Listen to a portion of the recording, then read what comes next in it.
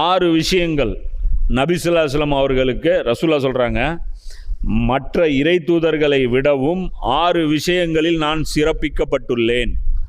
6 சிறப்பு எனக்கு மட்டும் அல்லாஹ் கொடுத்துருக்கான், மற்ற இறை தூதர்களுக்கு இல்லாத ஒரு சிறப்பு. அது முதல் விஷயம் என்ன அப்படின்னா, நான் ஒருங்கிணைந்த பொருட்களை குறிக்கும் சொற்கள் வழங்கப்பெற்றுள்ளேன். முத்தஷாபிஹாத், அதாவது ஒரு வார்த்தை ரசூல்லா பேசுனாங்கன்னா அது பல மீனிங்கில் புரிஞ்சிக்க முடியும். அந்த மாதிரி குர்ஆன் பேசுது.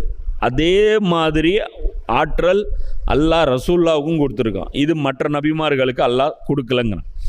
ரெண்டாவது என்னன்னா, எதிரிகளின் உள்ளத்தில் என்னை பற்றிய மதிப்பும் அச்சமும் ஊட்டப்பட்டு எனக்கு வெற்றி அளிக்கப்படுகிறது.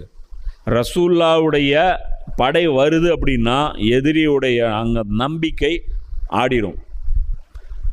என்ன, நபி ஸல்லல்லாஹு அலைஹி வஸல்லம் அவர்களுடைய ஃபோர்ஸ் வருது, பாரசீகத்தை எதிர்த்து ரசூல்லாவுடைய படை வருது அப்படின்னா பயந்துக்கும்.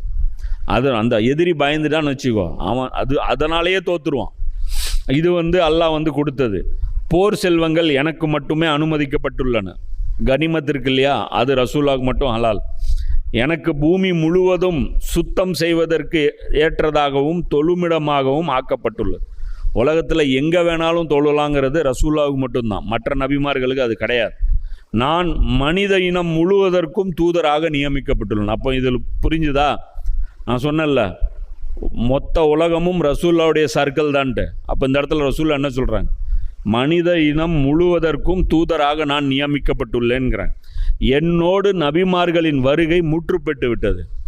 எனக்கு அப்புறம் ஒரு நபி கிடையாது. இந்த 6 சிறப்பு நபி ஸல்லல்லாஹு அலைஹி வஸல்லம் அவர்களுக்கு தரப்பட்டிருக்குது. இது முஸ்லீமில் 907வது ஹதீஸாக இருக்குது.